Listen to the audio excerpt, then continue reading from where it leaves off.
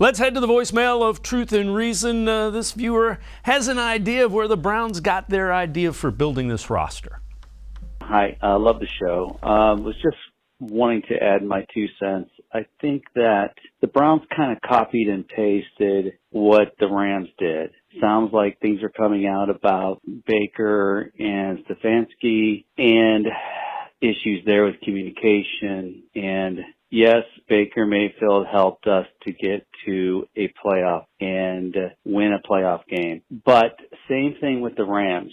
Jared Goff got them there, but they just didn't feel like he was going to get them the ultimate prize. And I think that, it's okay. It's a copycat league. If something works, you can copy it. It's okay. And I think the Browns did that. I think they saw what the Rams did, got rid of a pretty good quarterback, but they wanted an upgrade. And I think that's as plain and simple as it is. Everybody was on board with it. They were able to get their guy. And I just think that that's it in a nutshell. We're hoping now that Deshaun will get us over that hump of not just making the playoffs, not just getting a playoff win, but going for that Super Bowl. Thank you very much. As always, appreciate all of the voicemails. Mac, I'll take it even a step further. If you don't have a franchise or elite quarterback, you're always trying to find one. I think the difference is Deshaun Watson is significantly younger than Matthew Stafford. Yeah, and that was the point that I was going to make there, Dave. I'm glad we're on the same page because, when it comes to the Rams, it's really not that big of a formula or that rocket science type of math that we're kind of going down the road here. It's, do you have a franchise quarterback? Do you think that quarterback can get you to the Super Bowl? Do you think that quarterback can win you the Super Bowl? If you're not even answering that second question there, then what are we doing? So at that point, Andrew Berry, who, again, at multiple times has told you that he's always looking for upgrades along the roster. He's somebody who I'm sure was already, having that question in the back of his mind when he didn't give Baker Mayfield that extension last offseason. So at that point, when they're evaluating him, and again, as the season kind of dwindled and was kind of going down as the season went on, you saw the opportunity that, Andrew Berry looked at and said, you know what? I think we need an upgrade. I think that we can be okay with Baker, but I think that we can go ahead and we can take it to that next level. I don't think that we can win a Super Bowl with Baker Mayfield. So at that point, I do think that, he looked at Deshaun Watson, and while yes, the Rams looked at Matthew Stafford, said, let's go get Stafford. It's a completely different ball game that we're really talking about when we're talking Matthew Stafford versus Deshaun Watson. Matthew Stafford, like you mentioned, he's in the back half of his career. He's further on in his career than Deshaun Watson, drafted in 2009 versus 2017.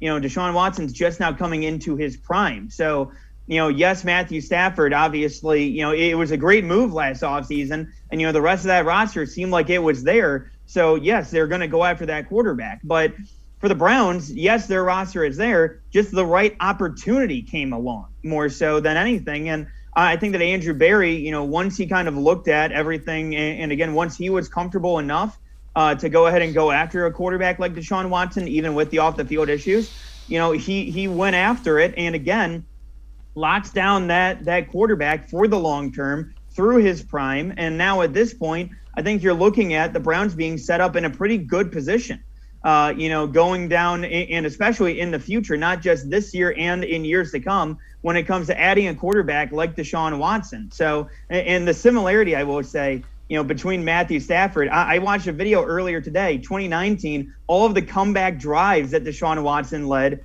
with that, Houston Texans offense, even with DeAndre Hopkins, and then his lead back being Duke Johnson and Carlos Hyde. Sound familiar at that point? So, seeing how he's been able to lead that team and how he fits into this Cleveland Browns offense and into the Cleveland Browns future plans, I think it was a no-brainer. So I think that there's a lot of similarities, but do I think that Andrew Berry looked at the Rams winning the Super Bowl and said, you know what, I think we need to go ahead and upgrade that quarterback position because they did.